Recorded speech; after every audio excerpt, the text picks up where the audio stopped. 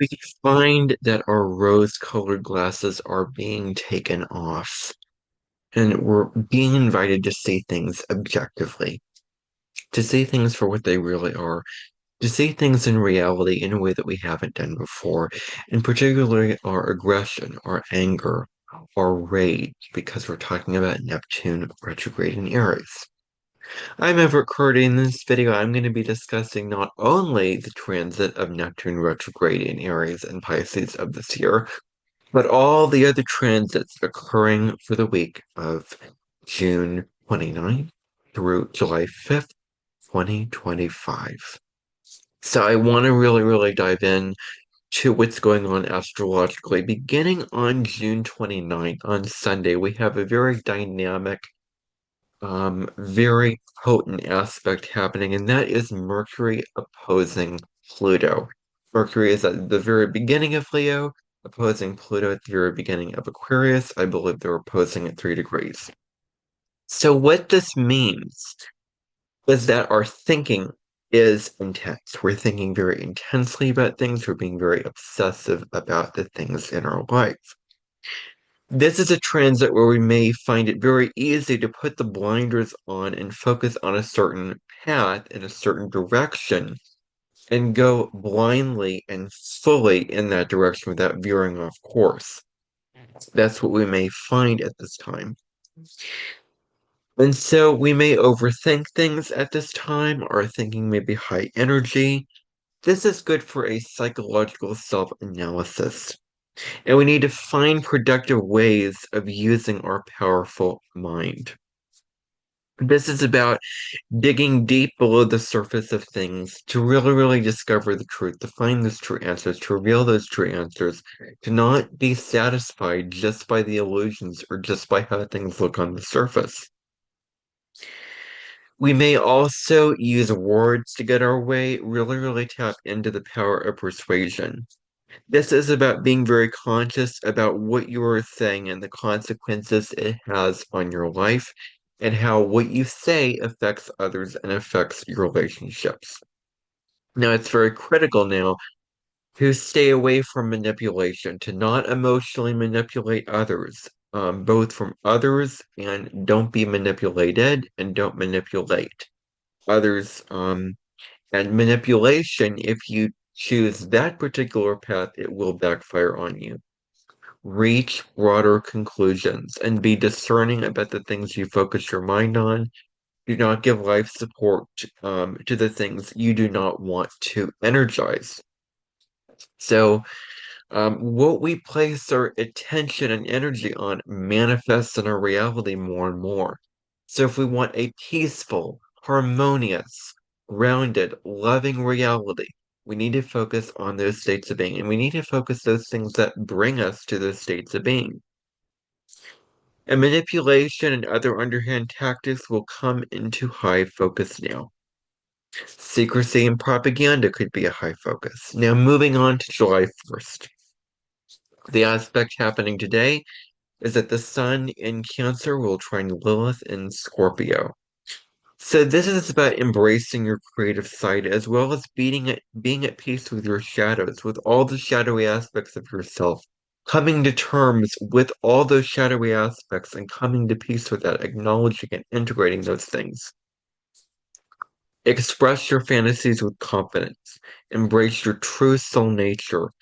This could bring about heightened creativity as well as heightened intuition. And you may be questioning the status quo of your life, questioning the limitations and breaking free from them in your life.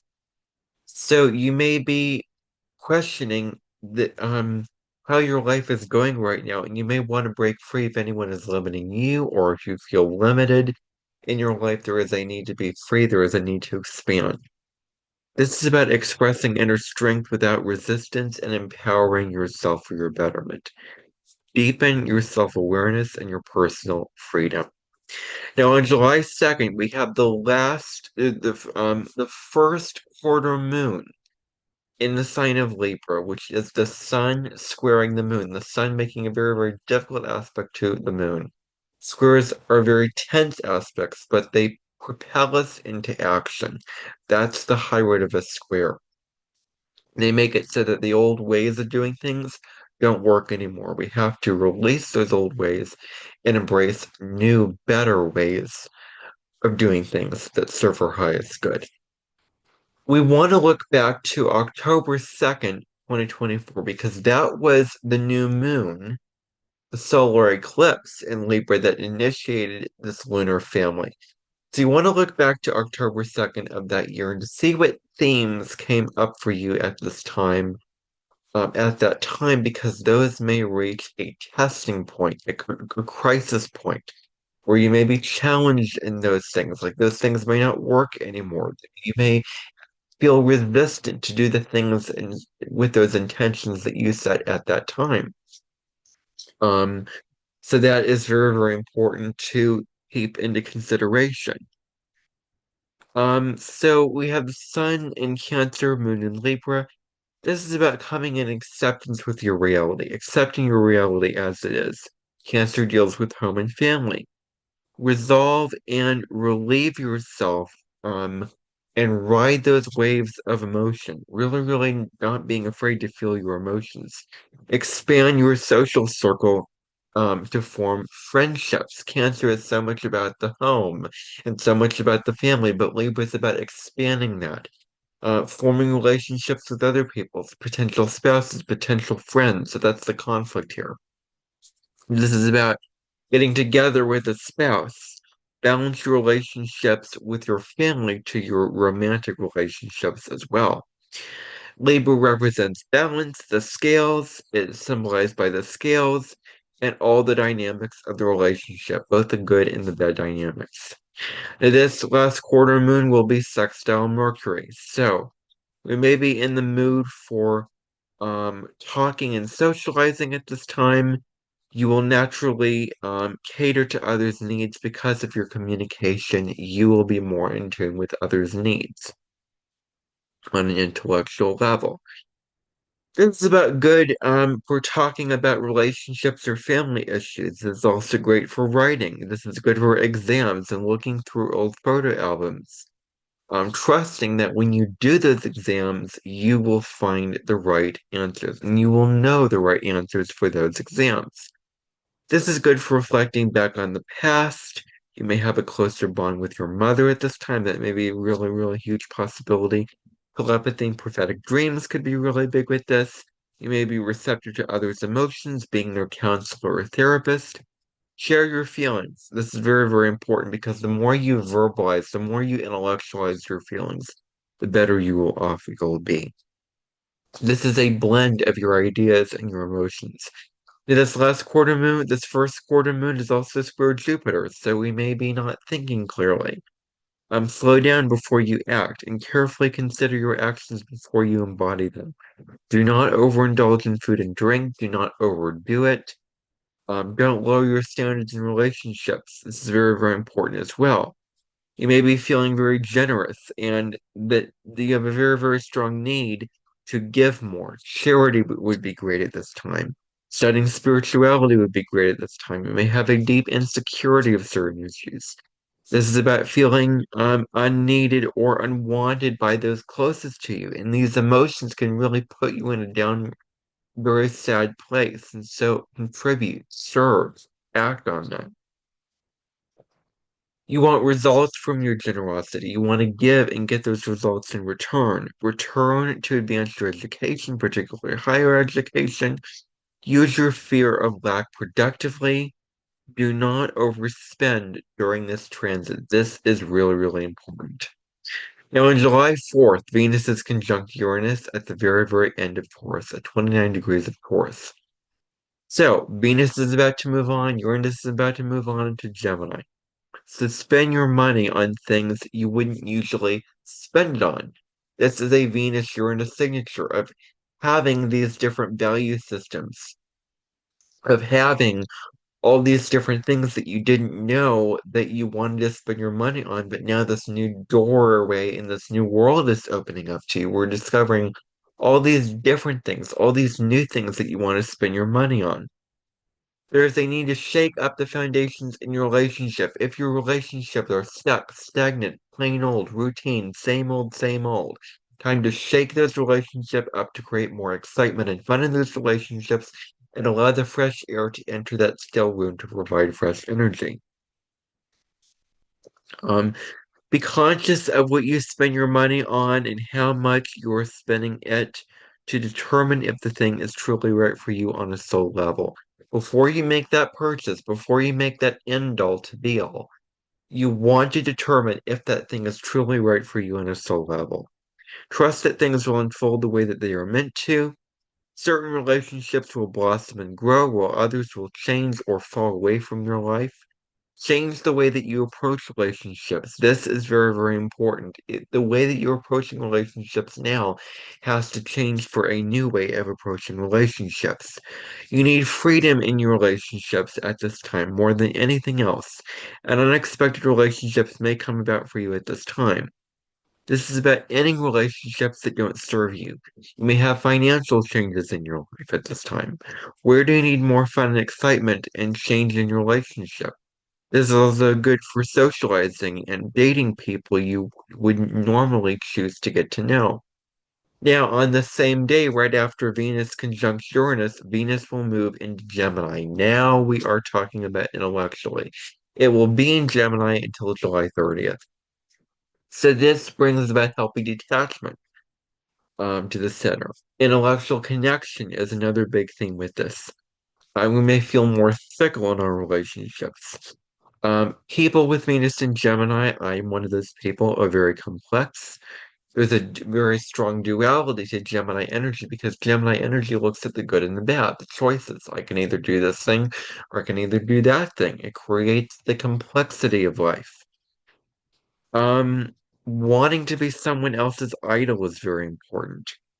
Family and friends are very important to Venus Gemini people. Don't lose touch with your soul at this time. Curiosity motivates us in romantic relationships. We may feel more sociable, and communicative, and we may have a genuine interest in others. This is about embracing the fun side of life and attract stimulating people. We may feel distant on an emotional level. We are attracted to people, or attract people due to our words. We may be captivating and adaptable. And we may crave variety at this time. It's good to ask questions. It's good to keep things lively. Yeah, the next aspect going on is that Neptune will turn retrograde in Aries. At 2 degrees, it will return to 29 degrees of Pisces. On October 22nd, it will retrograde back into Pisces. On December 10th, it will station direct in Pisces. And it will just keep moving forward from there until January of 2026, when Neptune fully moves into Aries. So Neptune in Aries brings about chaos and violence at the low level. It can bring about rage and ego conflicts as well as war with others, but the wars that take place external to us are representative of the wars within ourselves. Outer conflict is a reflection of our inner war. Aries is very impulsive, can easily act before thinking of our actions. Are you nurturing and paying attention to the needs and desires of your inner child? This is very, very important. Bodily strength and bodily harm is very important.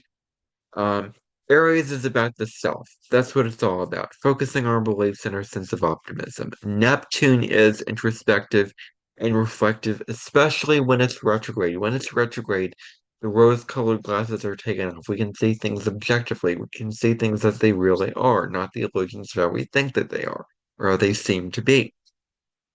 We want to look at our anger, reflect on it. Neptune in Pisces specifically deals with self-care, music, self-care practices, spiritual practices, mindfulness and meditation.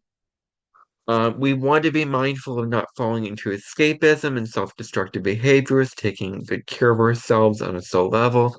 Be true to yourself. This is very, very important. Outer planets retrograde affect us more on a collective level rather than a personal level. Tying up loose ends is what this retrograde is really, really inviting us to do, especially when Neptune is retrograde in Pisces.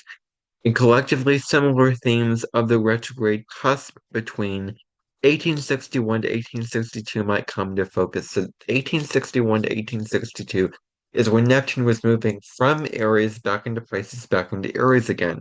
And the last time that Neptune moved into Aries was from 1861 to 1875. So pull back, slow down, reevaluate what is actually happening in your reality. Now, on July 5th, Mars will sextile Black Moon Lilith. This brings about passion and power, which these things are triggered. Express your passions and desires. Pursue independence and ambition at this time. Tap into your inner strength and embrace the more courageous and independent side of who you are. There may be strong connections with your personal desires. Stand up for yourself and others. That is what I have for you on the astrology of June 29th through July 6th or July 5th, 2025. If you found this video helpful, please subscribe to my channel, share this video, like the video, hit the notification bell, and I will see you in the next video. Bye for now.